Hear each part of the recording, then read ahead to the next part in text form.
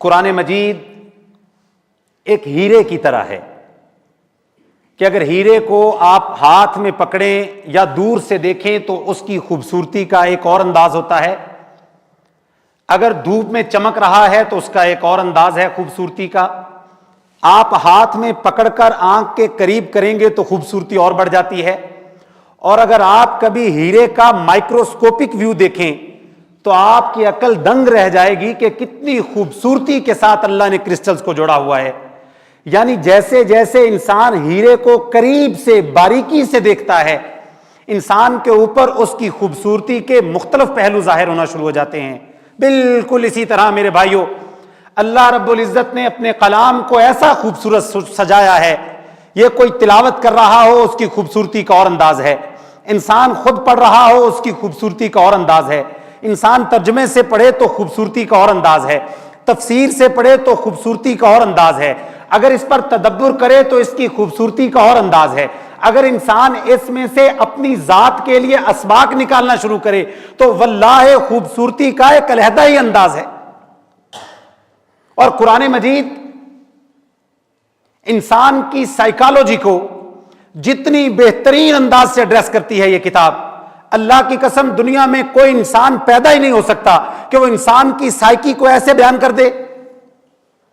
ایسا لگتا ہے کہ قرآن دماغ کی ایک ایک نرو کو بیان کر رہا ہے، کیونکہ اللہ تعالیٰ نے واضح طور پر قرآن میں کہا ہے میں جنت ایسے نہیں دوں گا، یہ کوئی کھیل تماشے کے بعد ملنے والا انعام نہیں ہے، اس کے لیے تمہیں اپنی جان اور اپنے مال کو سودا کرنا ہوگا، اس کے بعد میں اپنی صفت جو ہمیشہ سے ہے اور ہمیشہ تک رہے گی، اللہ قیامت کے دن جنتیوں کو اپنی یہ صفت دے دیں گے کہ پھر جنتی ہمیشہ تک ہوں گے۔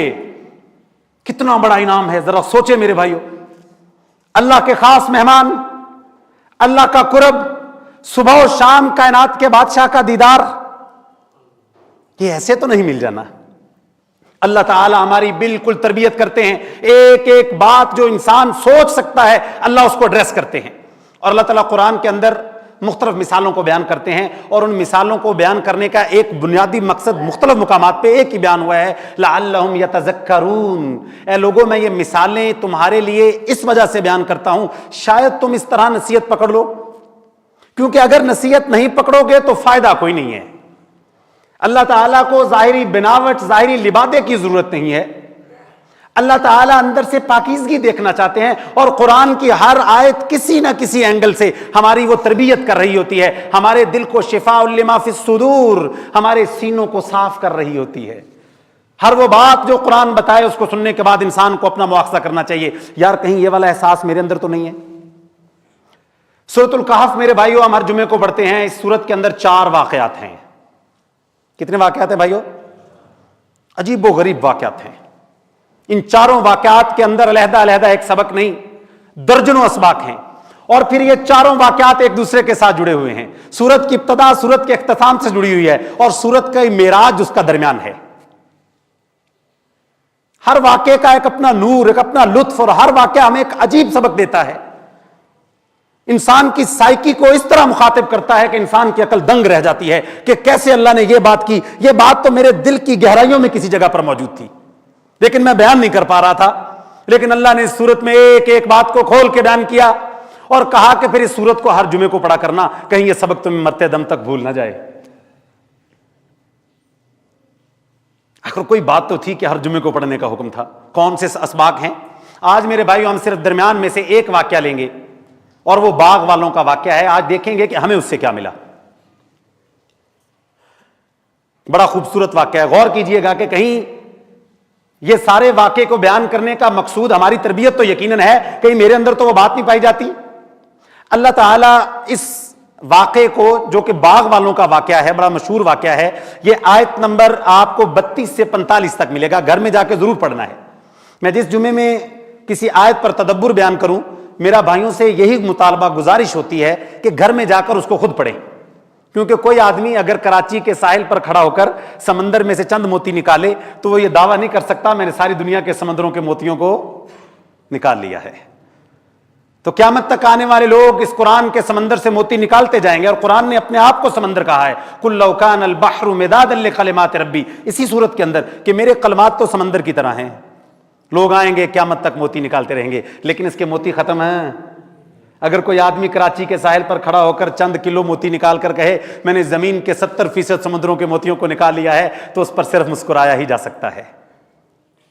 اسی طرح میرے بھائیو قرآن کے اوپر موتی ہیں، ہر انسان، ہر مفسر، ہر تدبر کرنے والا قیامت تک آنے والا موتی نکالتا رہے گا۔ اللہ تعالیٰ وَاضْرِبْ لَهُم مَثَلَ الرَّجُلَيْنِ، وَاضْرِب میرے بھائیو عربی زبان کے اندر تاکید کے لیے استعمال ہوتا ہے۔ اے نبی ان کو واضح طور پر یہ بات سمجھا دیں، ان کو یہ واقعہ بتا دیں دو باغ والوں کا، کہ ایک آدمی تھا، اس کو ہم نے دو باغ عطا کیے۔ ویسے سورۃ الرحمن کے اندر جنت کے بھی دو باغوں کا ذکر ہے، اس کا مطلب دو باغوں کا مطلب یہ ہے کہ اللہ نے اس کے اوپر نعمتوں کی بارش کی ہوئی تھی۔ نعمتوں کی تکمیل کے لیے بھی یہ لفظ استعمال ہوتا ہے کہ دو باغ اللہ نے اس کو دے دیے۔ عرب کے اندر میرے بھائیوں آج بھی اور اس وقت بھی اس بندے کو بڑا امیر اور بڑا ایک پرتعیش زندگی گزارنے والا سمجھا جاتا تھا، جس کے پاس ایک باغ ہو اور اس باغ کے اندر چونکہ انگور وہاں پر بڑے نایاب ہیں، انگوروں کے باغ ہوں۔ لیکن اب غور کریں، انگور کی بیل جو ہے وہ مضبوط تو ہوتی نہیں، عرب کے اندر طوفان بھی بڑے آتے ہیں، تو انگور کی بیل تو اس کے ساتھ اڑ جائے گی، گر جائے گی۔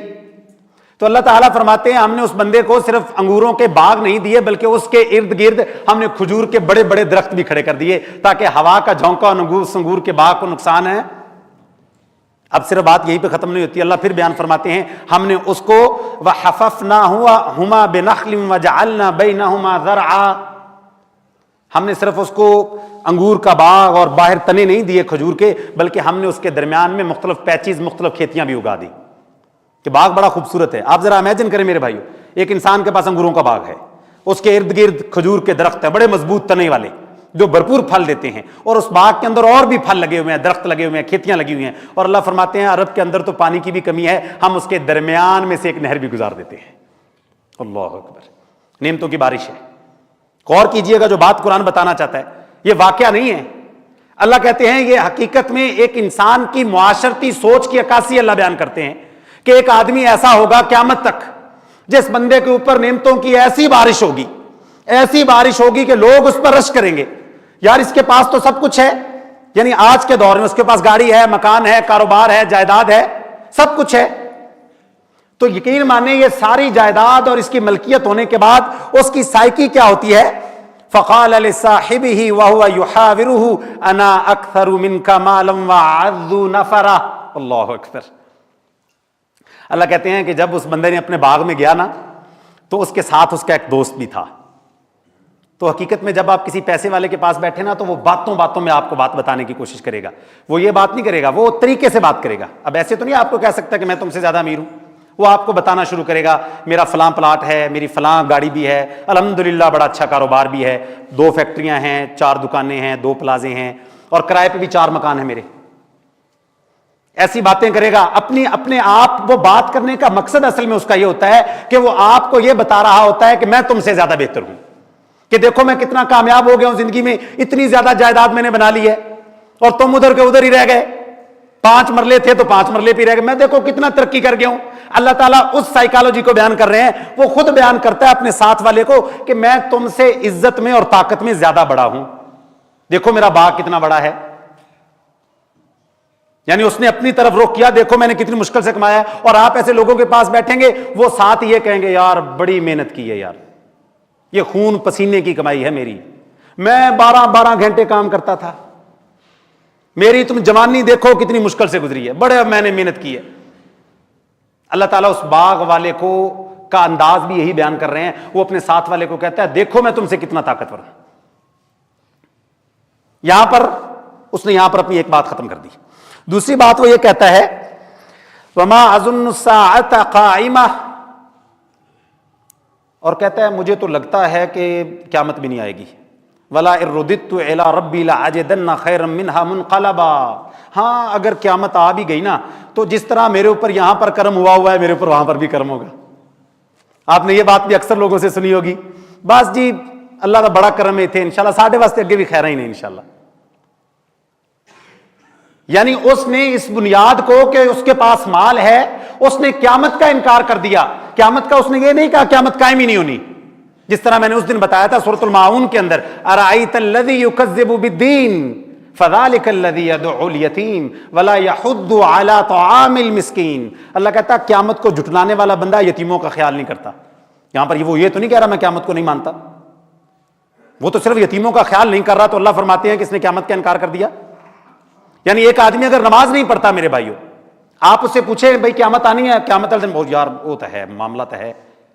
اللہ تعالیٰ اس سائیکی کو بیان کر رہے ہیں اگر تو نماز نہیں پڑھ رہا تو حقیقت میں قیامت کا منکر ہے. تو اگر اچھا اخلاق اچھا کردار نہیں اپنا رہا تو حقیقت میں قیامت کا منکر ہے. تجھے کہنے کی ضرورت نہیں ہے میں قیامت کو نہیں مانتا. تو اگر رشوت کھا رہا ہے، سود کھا رہا ہے، جھوٹ بول رہا ہے، تو اللہ قرآن میں یہی سائیکی بیان کرتے ہیں ایسے ہی ہے جیسے تم نے قیامت کا انکار کر دیا. کہنے کی ضرورت نہیں ہوتی. میں اکثر کہتا ہوں یہ معلومات کا دین نہیں ہے. آپ جس مرضی بندے سے پوچھیں بھائی نماز پڑھنی چاہیے، وہ کیا کہتا ہے؟ کوئی مسلمان ایسا ہو جو کہے نماز نہیں پڑھنی چاہیے، لیکن پڑھتا نہیں ہے. 85% لوگ نہیں پڑھتے. تو اللہ تعالیٰ فرماتے ہیں نبی یہ وہ لوگ ہیں جو قیامت کا انکار کر رہے ہیں، میرے نزدیک آخرت کے منکر ہیں یہ. اس بندے نے بھی یہی بات کی. اب یہاں پر غور کیجئے میرے بھائیو، اس نے دو کام کیے. ایک تو اس نے یہ کہا کہ بھئی یہ مال میرا ہے، میں تم سے بہتر ہوں. اور دوسرا اس نے کہا ہاں اگر قیامت آ بھی گئی تو میرا تو حالات میرے وہاں پر بھی اچھے ہی ہوں گے. بس یہاں پر اللہ کا بڑا کرم ہے میرے اوپر، بس انشاءاللہ اللہ آگے بھی خیر ہی کرے گا. میں تو خیر کی امید رکھتا ہوں بھائی. امید ہی رکھے گا، عمل کوئی نہیں کرے گا. کیونکہ اس کو یہ لگتا ہوگا کہ اگر اللہ مجھ سے ناراض ہوتا تو مجھے اتنی دولت کیوں دیتا. اگر اللہ مجھ کے اوپر اتنی نعمتوں کی بارش کر رہا ہے، اس کا الٹیمیٹ ریزلٹ یہ ہے کہ اللہ مجھ سے بہت زیادہ راضی ہے. بس یہ اللہ کا بڑا کرم ہے. سارا حرام کا مال اکٹھا کر کے اس کے بعد کہتا ہے جی میرے اوپر اللہ کا بڑا کرم ہے بھائی. سارا چوری سود فراڈ رشوت کا مال لے کر بعد میں ھذا من فضل ربی اوپر کر کے لکھا ہوتا ہے سینٹر میں، اور گاڑی کے پیچھے لکھا ہوتا ہے ماں کی دعا. اللہ تعالیٰ اس سائیکی کو بیان کر رہے ہیں کہ وہ ایسے ہی لگا ہوا ہے. ایک تو وہ کہتا ہے مال میرے پاس بڑا آ گیا، میں نے محنت سے کمایا. دوسری بات کیا کرتا ہے کہ آگے بھی میرے حالات ٹھیک ہی ہوں گے. اب وہ دوسرا بندہ اس کو جواب کیا دیتا ہے؟ اللہ اکبر کبیرہ. دوسرا بندہ اس کو کہتا ہے اکفرت بالذی خلقک من تراب. آپ غور کریں میرے بھائیوں، اس باغ والے نے تو ایک مرتبہ بھی نہیں کہا میں کفر کر رہا ہوں، لیکن اس کا ساتھی اس کو کیا کہتا ہے؟ اللہ تعالیٰ ہمیں بتا رہے ہیں. اس کا ساتھی کہتا ہے تم اللہ کے ساتھ کفر کر رہے ہو، حالانکہ اس نے تو کفر کی بات ہی کوئی نہیں کی. اس نے تو ایسی کوئی بات منہ سے نکالی، اس نے تو صرف یہ کہا ہے کہ بھئی یہ مال میرا ہے، میں تم سے بہتر ہوں اور قیامت جو ہے وہ قائم ہی نہیں ہوگی. تو اس میں کفر کدھر سے آ گیا؟ اللہ تعالیٰ ہمیں یہ بتا رہے ہیں حقیقت میں یہی الفاظ تو انسان کو کافر بنا دیتے ہیں. یہی بات الفاظ تو انسان کو ناشکرا بنا دیتے ہیں کہ انسان اپنی کامیابی کا رخ اپنی طرف کرے اور انسان قیامت کا انکار کر دے، ناشکرا ہو جائے اللہ کا. حالانکہ ہونا تو یہ چاہیے کہ انسان کے اوپر نعمتوں کی بارش ہے، انسان کو عاجز ہو جانا چاہیے، انسان کو جھک جانا چاہیے اللہ کے آگے. اس باوجود اس کے کہ وہ عاجزی کا اظہار کرے، وہ لوگوں کے سامنے بیان کرتا ہے بڑی محنت سے لی ہے جی، پورا 1 سال پیسے جمع کر کے اگلا ماڈل لیا ہے. اس کا مقصد بتانے کا ہوتا ہے تم ادھر ہی کھڑے ہو، میں آگے نکل گیا ہوں، میں ترقی کر گیا ہوں، تم ترقی نہ کر سکے، میرے اوپر تو اللہ کا بڑا کرم ہو گیا بھائی. وہ باتوں باتوں میں نہیں کہے گا میں آخرت کو نہیں مانتا، وہ کبھی نہیں کہے گا میں نے مرنا نہیں ہے. اللہ کا قرآن کہتا ہے اس کی الفاظ یہ بات کی عکاسی کر رہے ہوں گے، چیخ چیخ کر کہہ رہے ہوں گے اس کا اللہ پر ایمان نہیں ہے، یہ اس دنیا کے مال کو کامیابی سمجھتا ہے اور یہ سمجھتا ہے کہ اللہ مجھ سے راضی ہے. تو اللہ تعالیٰ اگلی آیتوں میں ان تمام باتوں کو کفر کے ساتھ تشبیہ دے رہے ہیں. اور وہ کیا کہتا ہے وَلَا أُشْرِكُ بِرَبِّي أَحَدًا. اس سے اگلی آیت میں کہتا ہے تم نے تو شرک بھی کیا ہے، میں تو اللہ کے ساتھ شرک بھی نہیں کرتا.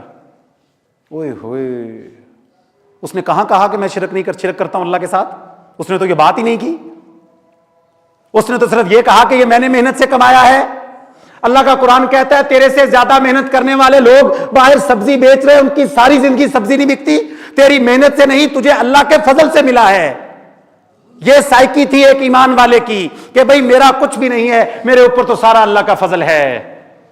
اور اگر یہ رخ فضل کا وہ اللہ کی بجائے اپنی طرف کرتا ہے، او میرے بھائیوں اللہ قرآن میں اس کو شرک کہہ رہے ہیں کہ اپنی کامیابی کا رخ اپنی طرف کر لینا. جی میں نے بڑی محنت کی ہے، نہیں، ایمان والے کہتے ہیں میرے اوپر تو اللہ کا فضل ہوا ہے، مجھ سے زیادہ محنت کرنے والے لوگ تھے وہ کامیاب نہ ہو سکے. میرے کلاس فیلو تھے وہ آگے نہ بڑھ سکے, بس اللہ نے مجھے چن لیا, میرے پر اللہ کا فضل ہے, میرا کوئی لینا دینا نہیں ہے, میری کوئی صلاحیت نہیں ہے, میں تو خاک ہوں, مجھے اس نے خاص بنا دیا, میں ذرہ ہوں, مجھے اسی بادشاہ نے پہاڑ بنا دیا, میں کچھ بھی نہیں تھا, مجھے اس اللہ نے ایک شناخت دے دی. وہ یہ الفاظ اپنے منہ سے کہتا ہے, وہ اپنی بڑائی بیان نہیں کرتا. اللہ کہتا ہے اگر یہ کر رہا ہے, اپنی طرف نسبت کر رہا ہے, تو اللہ کہتے ہیں شرک کر رہا ہے. کیسا باریک نقطہ ہے میرے بھائیو یہ والا. اور اگر انسان یہ کہتا ہے, یہ گمان کرتا ہے کہ میرا بس جس طرح میری زندگی یہاں پر اچھی ہے آگے بھی اچھی ہوگی, بے فکر ہو جو بھائی, مزے کرو, 4 دن کی چاندنی آگے کس نے دیکھا ہے بھائی. اللہ کہتا ہے حقیقت میں یہ بندہ بھی کفر کر رہا ہے, یہ میرے آگے کھڑا ہونا نہیں چاہتا, یہ اپنے آپ کو تسلی دیتا ہے کہ آگے کھڑا ہونا ہی کوئی نہیں, وہ ابھی تو جس رب نے ادھر دیا ہے ادھر بھی دے گا.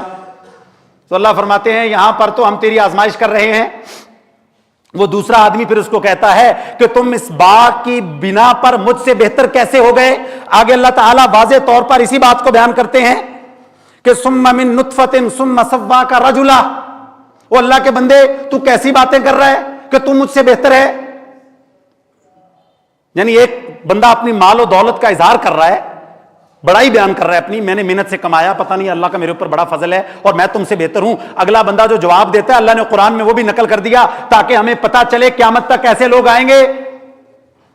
وہ دوسرا بندہ کہتا ہے تو مجھ سے بہتر کیسے ہو گیا, تیرے پاس بڑی گاڑی تو بہتر کیسے ہو گیا, تیرا بڑا مکان تو بہتر کیسے ہو گیا, تیری بڑی نوکری تو بہتر کیسے ہو گیا. تو بھی اسی نطفے سے پیدا ہوا جس نطفے سے میں پیدا ہوا, تو بھی اسی ماں کے پیٹ میں پیدا ہوا, میں بھی ایک ماں کے پیٹ میں پیدا ہوا, تو بھی مٹی سے تخلیق ہوا, میں بھی مٹی سے تخلیق ہوا, تو مجھ سے بہتر کیسے ہو گیا. یہ بات اللہ تعالیٰ ہماری تربیت کر رہے ہیں کہ جب بھی اپنے اوپر کوئی گمان ہو کہ میں کچھ ہوں, اپنی تخلیق پر غور کرنا. ایک ناپاک پانی کے قطرے سے ہم نے تجھے نطفہ بنایا, گوشت کا لوتھڑا بنایا, پھر ہڈیاں بنائی, پھر اوپر رنگ چڑھایا, پھر تجھے ماں کی پیٹ کی تاریکیوں میں کھانا دیا, بڑا کیا, تو زمین پر آیا, تیرے چلنے کا انتظام کیا, تیری حفاظت کی, تجھے بڑا کیا, تیری خدمت کے لیے سورج, زمین اور چاند کو لگا دیا, اور تو پھر میرے ساتھ شرک کر رہا ہے. تو بڑا ہو کے کہتا ہے میں نے کمایا, میں کچھ کرتا ہوں. تیرے سے سیانے سمجھدار لوگ ہاسپٹلز کے اندر لیٹے ہوئے سسکیوں کے ساتھ ترس رہے ہیں. تیرے اوپر تو فضل ہے صرف اللہ کا. آج جس بندہ اللہ کو پسند ہے میرے بھائیوں, تو اللہ تعالیٰ اس بندے کو یہ دوسرے بندے کے ذریعے سبق دیتے ہیں مجھے اور آپ کو کہ اس بات کو یاد کرنا, ایسی باتیں نہ کرنا, چھوٹا بن کے رہنا, چھوٹا, اپنے الفاظ سے بڑا بننے کی کوشش نہ کرنا. اللہ تعالیٰ چند لمحات میں اللہ تعالیٰ پھر آگے اسی واقعے کے اندر بیان فرماتے ہیں. اس باغ والے نے جب یہ بات کی تو اللہ تعالیٰ نے اس کے باغ کو چند ساعتوں کے اندر ہی مکمل تباہ کر دیا. وہ صبح اٹھ کے جاتا ہے, صبح اٹھنے کے بعد جب جا کر دیکھتا ہے تو کیا دیکھتا ہے, وہ کھجوروں کے درخت جو بڑے بڑے حفاظت کے لیے تھے وہی انگوروں کی بیلوں کے اوپر الٹے پڑے ہوئے, سارا باغ ہی تباہ ہو گیا. ان کھجوروں کے درختوں نے کھیتی کو بھی تباہ کر دیا. تو اللہ تعالیٰ بیان فرماتے ہیں کہ تم کس بات پر تکبر کر رہے ہو, اپنے آپ کو دوسروں سے بہتر سمجھتے ہو, چند ساعتوں کی بات ہے, میں زمین کو ہلاؤں گا اور تیرے ساری بنائی ہوئی عمارتیں زمین بوس ہو جائیں گی. میرے لیے تو کوئی مشکل نہیں ہے, میں ہوا بھیجوں گا ساری فصل تباہ ہو جائے گی, میں آسمان سے عذاب بھیجوں سب چلا جائے گا, میں صرف تیری کھیتی میں سے پانی نیچے لے کے چلا جاؤں, ساری زمین مل جائے, پانی نیچے سے اوپر نہیں لا سکتی. اللہ تعالیٰ ہمیں یہ بتا رہے ہیں اپنی حیثیت میں رہو, عاجز بن کے رہو, چھوٹے بن کے رہو, بڑے بول نہ بولو, اپنے آپ کو لوگوں سے بہتر نہ سمجھو. تم سب ایک ماں کے بیٹے ہو, ایک باپ کی اولاد ہو, کوئی نسلوں کی خاندانوں کی تفریق نہیں ہے. اللہ کے نزدیک عزت والا صرف وہ ہے, ان اکرمکم عند اللہ اتقاکم, جس کے دل میں اللہ کا ڈر زیادہ ہے. اللہ کی قسم یہ خاندان بڑائی کی بنیاد نہیں ہے, یہ تعلیم, یہ دولت, یہ بڑائی کی بنیاد نہیں ہے. حضرت عمر رضی اللہ تعالیٰ عنہ قریش کے سردار حبشہ کے غلام بلال کو کہتے ہیں سیدنا بلال ہے, بلال تو سارے قریش کا سردار ہے. سیدنا جمع کا صیغہ ہے بھائیو, اے بلال تو حبشہ کا غلام ہوگا لیکن اب اسلام لانے کے بعد تو قریش والوں کا بھی سردار بن گیا ہے. اور ہماری آج بھی میرے بھائیو تقسیم موجود ہے. آج بھی رشتے اس بنیادوں پر نہیں کیے جاتے کہ یہ مسلمان کی بیٹی ہے, دیکھا جاتا ہے میرے خاندان کی ہے یا نہیں ہے, خاندان اونچا ہے کہ نہیں ہے. اللہ تعالیٰ ان سارے ذہنیتوں کو ملیا میٹ کر رہے ہیں. آگے اللہ تعالیٰ آخر کے اندر میرے بھائیوں ایک بڑی خوبصورت بات بیان کرتے ہیں. اللہ اکبر. اس کو گھر میں جا کے ضرور پڑھیے گا بھائیوں. اللہ فرماتے ہیں نبی ان کو بتا دیجئے کہ اس دنیا کی مثال ایسے ہے جیسے آسمان سے پانی نازل ہوا. جیسے آسمان سے پانی نازل ہوا. اس پانی نے کھیتی کو, زمین کو کیا کیا؟ غور کیجئے گا میرے بھائی, آخری بات ہے میری, بڑی گہری بات ہے. آسمان سے اللہ نے پانی نازل کیا. اس دنیا کی مثال ایسے ہے. اللہ تعالیٰ ساری دنیا کی مثال دے رہے ہیں. اور مثال کون دے رہا ہے؟ کلام الملوک, ملوک الکلام. بادشاہوں کی باتیں باتوں کی بادشاہ ہوتی ہیں. بادشاہوں کا بادشاہ مثال بیان کر رہا ہے کہ دنیا کی مثال ایسے ہے جیسے آسمان سے پانی برسا, اس نے کھیتی کو اگایا اور تم نے آنکھوں سے دیکھا کہ وہ کھیتی چورا چورا ہو گئی اور ہوا اس کو اڑا کر کبھی ادھر لے جاتی ہے کبھی ادھر لے جاتی ہے. غور کریں میرے بھائی, اللہ نے یہاں پر زندگی کی مثال پانی کے ساتھ دی ہے. زندگی کی مثال کس کے ساتھ دی ہے؟ دنیاوی زندگی کی پانی کے ساتھ دی ہے. اس کے اندر کیا حکمت پوشیدہ ہے آپ غور کریں میرے بھائیوں. پانی اگر آ رہا ہو, گزر رہا ہو اونچائی سے نیچے کی طرف, آپ جتنی بھی رکاوٹیں کھڑی کریں تو کیا پانی رک جاتا ہے؟ پانی راستہ بنا لیتا ہے. اللہ تعالیٰ ہمیں ایک سبق دے رہے ہیں, تمہاری زندگی میں جتنی بھی مشکل آ جائے, تمہارے سارے گھر والے چلے جائیں, تمہارا نقصان ہو جائے, غم ہے, پریشانی اس نے گھیرا ہوا ہے, یاد رکھنا یہ زندگی کبھی بھی رکے گی, یہ راستہ بنائے گی. اور تمہاری بہتری اسی میں ہے کہ تم چلتی زندگی کے ساتھ راستہ بناؤ. اسی غم میں مبتلا ہو کر زندگی کو تباہ نہ کرنا, بلکہ آگے بڑھو, ہمیشہ کی جنتوں کے مالک بنو. جس طرح پانی نہیں رکتا اس طرح تمہاری زندگی بھی رکے گی نہیں. دوسری بات میرے بھائی, پانی اگر ایک جگہ پہ کھڑا رہے تو دھوپ اسے کیا کر دیتی ہے؟ ختم کر دیتی ہے. ایک کپ میں پانی رکھیں چھت کے اوپر تو 1-2 دنوں کے بعد ایواپوریٹ ہو جائے گا. تو اللہ تعالیٰ اصل میں ہمیں بتا رہے ہیں کہ زندگی میں اگر تم کسی جگہ پر رک گئے, تم نے اپنے اندر علم کے اضافہ نہ کیا تو یقین ماننا تمہاری زندگی بھی ایسے ہی ختم ہو جائے گی, اس کی کوئی قدر و قیمت باقی نہیں رہے گی. تیسرا میرے بھائیوں, پانی کے اندر اگر ہاتھ ڈالیں تو ہاتھ گیلا ہوتا ہے کہ نہیں ہوتا؟ کوئی بندہ ایسا ہو وہ کہے بھی میں پانی میں ہاتھ ڈالتا ہوں میرا ہاتھ گیلا, ایسا ہے کوئی بندہ؟ ہو ہی نہیں سکتا. اس کا مطلب یہ ہوا جو انسان اس زندگی میں رہ رہا ہے یہ ہو نہیں سکتا کہ وہ دنیا کے معاملات سے متاثر نہ ہو. یہ گاڑیاں, یہ مکان, یہ میٹرلزم, یہ دنیا, یہ فتنے اس کو متاثر کریں گے, اور ان تمام فتنوں سے بچنے کے لیے اللہ نے اپنے اس کلام کو اتار دیا ہے. اگر تم اس دنیا کے فتنوں سے متاثر ہو رہے ہو, اس کا صرف ایک ہی طریقہ ہے کہ اس قرآن کی آغوش میں آ جاؤ. اگر پانی گیلا, ہاتھ ڈالنے سے گیلا ہر انسان ہوتا ہے, اسی طرح میرے بھائیوں اس دنیا میں جب تک ہم زندہ ہیں ہم اس دنیا کے معاملات سے متاثر ہوتے رہیں گے, اور اس تاثر کو اپنے دل سے اتارتے رہنا ہے, اور اپنے قرآن کے ساتھ پڑھنے کے ساتھ دل کی صفائی کرتے رہنا ہے. اگر پانی بہت زیادہ آ جائے میرے بھائیوں تو پھر کیا ہوتا ہے؟ تباہی مچ جاتی ہے, سیلاب آ جاتا ہے. بالکل اللہ تعالیٰ ہمیں سمجھا رہے ہیں اگر تمہارے دل کے اندر اس دنیا کی محبت بہت زیادہ آ گئی, اگر تم نے اپنی ساری صلاحیتیں اسی دنیا کی زندگی میں لگا دی تو تم بھی ایسے ہی تباہ و برباد ہو جاؤ گے جیسے تیز بہتا ہوا پانی کسی بستی کو تباہ کر دیتا ہے. یہ اللہ تعالیٰ ہمیں سمجھا رہے ہیں کہ دنیاوی زندگی کی مثال پانی کی طرح ہے. اور اگر میرے بھائیوں پانی بہت کم ہو تو پھر بھی زندگی باقی نہیں رہتی. اس کا مطلب ایک یہ بھی ہے اللہ نے مومنوں کو پیغام دیا ہے دنیا چھوڑ کر رہبانیت بھی اختیار نہیں کرنی ہے. دنیا کمانی بھی ہے, کھانا بھی ہے, کیونکہ زندہ رہنے کے لیے انسان کو خوراک کی ضرورت ہے. بالکل اسی طرح میرے بھائیوں اگر آپ سیب ہاتھ میں پکڑیں تو کیا آپ کو اس کے اندر پانی نظر آتا ہے؟ انگور ہاتھ میں پکڑیں تو پانی تو نظر نہیں آتا اس کے اندر. کیلے کو پکڑے تو پانی نظر ہے, لیکن کوئی انکار کر سکتا ہے کہ سیب کے اندر پانی نہیں ہے؟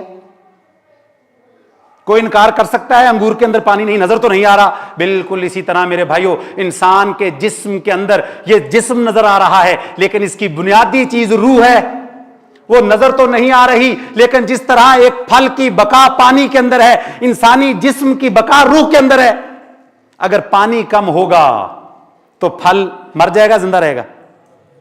مر جائے گا. بالکل اسی طرح اگر آپ نے اپنی روح کو خوراک نہ دی میرے بھائیوں تو حقیقت میں انسان بھی مر گیا. اومن کان میتن فاحییناہ, قرآن یہی بات کی عکاسی کر رہا ہے. او لوگو تم مردہ تھے, تمہاری روحیں مر چکے تھیں, ہم نے اس قرآن کو نازل کیا اور تمہاری روح کو دوبارہ زندہ کر دیا. تو میرے بھائیوں اپنی زندگیوں کو اللہ کے لیے وقف کیجئے. اس دنیا کی محبت اتنی دل میں نہ لے کے آئیے अब कि ये मोहब्बत आपको बहा कर ले जाए, ये दुनिया की मोहब्बत सैलाब की तरह आपको ले डूबेगी। हमारी जिंदगी का महवर मरकज ये दुनिया नहीं है, ये कमानी जरूर है लेकिन इसके अंदर गुम नहीं हो जाना। मैं अक्सर इसकी मिसाल दिया करता हूं मेरे भाइयों कि जिस तरह घर के अंदर वॉशरूम होता है, कोई बंदा ये नहीं कह सकता कि भाई मैं घर में ये 10 मरले का या 2 कनाल का घर इस वजह से बना रहा हूं क्योंकि इसके अंदर वॉशरूम होगा। कभी किसी बंदे ने ऐसा कहा? भाई कोई बंदा ऐसा हो कहीं भाई मैं 10 कनाल का एक विला बना रहा हूं और इस विले का मकसद सिर्फ मेरा यह है कि इसके अंदर वॉशरूम हो, लेकिन वो वॉशरूम की जरूरत से इनकार भी बनाना भी पड़ेगा। यही इस दुनिया की औकात और हैसियत है, जितनी ये घर के अंदर वॉशरूम की है इसकी जरूरत से इनकार किया नहीं जा सकता। लेकिन मकसद ये दुनिया नहीं है, हम इस दुनिया के लिए नहीं बनाए गए।